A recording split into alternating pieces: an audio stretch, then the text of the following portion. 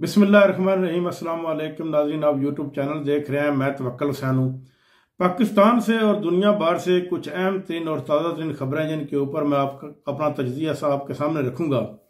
मैं आपको बताऊँ कि इस वक्त जो है वो ट्रंप इंतज़ामिया ने तकरीबन अमेरिका में सारे का सारा कंट्रोल संभाल लिया है, लेकिन इसके बावजूद अभी तक उनको ब्रीफिंग जो है मुख्तलिफ ममालिक के मुतल्लक CIA ने देनी है, जिसमें सबसे अहम मुल्क पाकिस्तान भी मौजूद है। पाकिस्तान के में मौजूद CIA जो है वो जो अमेरिका में मौजूद CIA है वो पाकिस्तान के मुतल्लिक जो ब्रीफिंग ट्रंप को या ट्रंप की इंतजामिया को देगी, तो उसके बाद पता चलेगा कि ट्रंप पाकिस्तान के मुतल्लिक क्या फैसला करते हैं या पाकिस्तान की जो मौजूदा गवर्नमेंट है इसके मुतल्लिक ट्रंप की क्या राय होगी। यानी कि सारा सिनेरियो बाद में देखा जाएगा। जो एक्सपेक्टेड पाकिस्तान की आवाम कर रही थी कि ट्रंप आते ही अमेरिका हुकूमत पाकिस्तान को ये कह देंगे वो कह देंगे, ऐसा नहीं होता और ऐसा हो भी नहीं सकता। वो एक मुल्क का बादशाह है, एक सदर है, वो एक आहिस्ता आहिस्ता अपना रवैया चेंज करेगा। लेकिन हाँ, एक बात जरूर है कि जो बाइडन इंतजामिया से वो यकसर इख्तलाफ करेगा। जो बाइडन इंतजामिया ने पाकिस्तान में अमेरिका की हुकूमत गिराने में मुकम्मल पाकिस्तान की मदद की थी, और इसके बाद पाकिस्तान में जो भी हालात ख़राब हुए वो सारे के सारे की जिम्मेदार जो बाइडन इंतजामिया थी कि उसके उनका पुष्ट पाकिस्तान की सारे हालात ख़राब करने में उनका हाथ मौजूद था। नाज़रीन, इस वक्त जो मोहसिन नकवी है वो अमेरिका में मौजूद है, और अमेरिका में इस वक्त एक कांग्रेसल मीटिंग भी हो रही है, जिसमें पाकिस्तान के मुख्तलिफ ओवरसीज पाकिस्तानी जो इकट्ठे हो रहे हैं। ये मोहसिन नकवी सिर्फ और सिर्फ ओवरसीज पाकिस्तानियों को मनाने की कोशिश कर रहे हैं कि किसी तरह हमारे जो है वो तल्लुकात नई हुकूमत के साथ ठीक रहें, और साथ ही साथ इनकी ये कोशिश भी है कि किसी तरह हो सके तो ट्रंप इंतजामिया के अफराद के साथ मिला जाए और उनको पाकिस्तान के मुतल्लिक इत्मीनान में लिया जाए, क्योंकि मोहसिन नकवी जो है वो पाकिस्तान के इस्टेब्लिशमेंट के बहुत ही मंजूर नज़र आदमी है। पाकिस्तान की इस्टेब्लिशमेंट उनके ऊपर बहुत इत्मीनान करती है, और उनके इत्मीनान का ये एक मोहरा है, यानी कि पाकिस्तान में भी इसको बहुत आला ओहदों से नवाजा गया, जबकि बजाते खुद नून लीग वाले भी कहते हैं कि ये मोहसिन नकवी की मेहरबानी कि उन्होंने वज़ीर दाखिला बनने पर इत्तफाक किया है, वगरना वो चाहते तो वज़ीर आज़म भी बन सकते थे, सदर पाकिस्तान भी बन सकते थे, यानी कि जो वो चाहते वो कर सकते थे, कि उनकी पुष्ट पर इस्टेब्लिशमेंट का बहुत ही हाथ है इस वक्त जो मोहसिन नकवी हैं पाकिस्तान। अब जो मौजूदा हालात पाकिस्तान की तरफ हो चुके हैं, जुल्म खलीलजाद उन्होंने भी एक अपना ट्वीट किया है।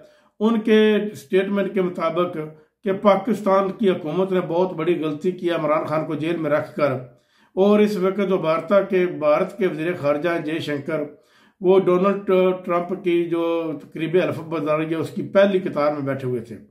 अगर इमरान खान आज़ाद होते तो हो सकता है कि इमरान खान भी होते और वहाँ पर मौजूद होते, और इमरान खान अगर मौजूद होते तो ज़रूर वो पाकिस्तान की बात करते, क्योंकि इमरान खान ने हमेशा पाकिस्तान की बात की है।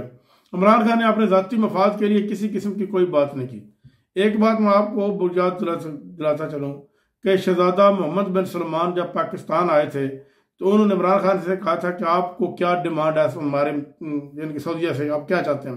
तो उन्होंने कहा था कि हमारे जो बेगुनाह कैदी वहाँ पर कैद है उनको छोड़ दिया जाए। तो उसका अमल दरअमल भी उन्होंने शुरू किया, और इस वक्त मौजूदा 7200 के लगभग पाकिस्तानी कैदियों को सऊदीया ने रहा कर दिया। ये भी इमरान खान ने उनका शुक्रिया अदा किया है। अब पाकिस्तान की हुकूमत जो है वो अमेरिका को सिर्फ दो तरीकों से ही खुश रख सकती है। एक तो उनके पास ये तरीका है कि वो इसराइल को तस्लीम करते हैं, लेकिन ये नामुमकिन है, ये हो ही नहीं सकता, क्योंकि पाकिस्तान के अवाम किसी सूरत भी इसराइल को तस्लीम करने के लिए तैयार नहीं। अगर किसी हुक्मरान ने या किसी एस्टेब्लिशमेंट ने या किसी मौजूदा हुकूमत के आदमी ने ये कोशिश की भी तो उसका वहाँ पर ही ताबूत बन जाएगा पाकिस्तान में ही, उसको वहाँ पर से हिलने नहीं दिया जाएगा, यानी कि ऐसा सख्त खिलाफ है।